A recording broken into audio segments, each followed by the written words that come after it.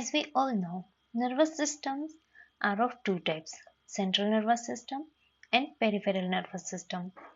Peripheral nervous system is subdivided into two types, autonomic nervous system and somatic nervous system.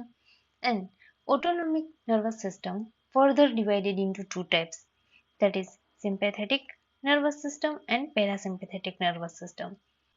Then in sympathetic, it includes sympathomimetic and sympatholytic. And in parasympathetic, it includes parasympathomimetic as well as parasympatholytic.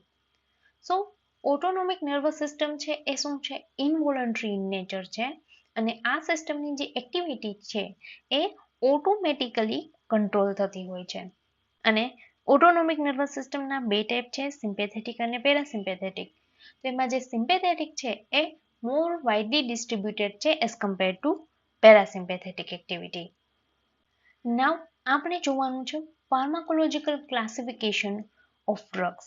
એમાં first of all autonomic nervous સિસ્ટમની કઈ કઈ drugs અથવા તો medicine આવે છે એ આપણે જોવાનું છે.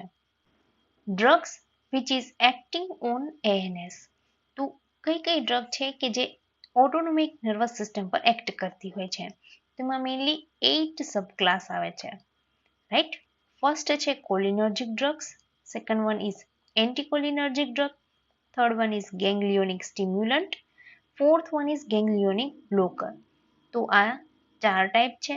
દેન ફિફ્થ આવે છે adrenergic drugs, then alpha adrenergic blocker, beta adrenergic blocker and last one is topical drug for glaucoma.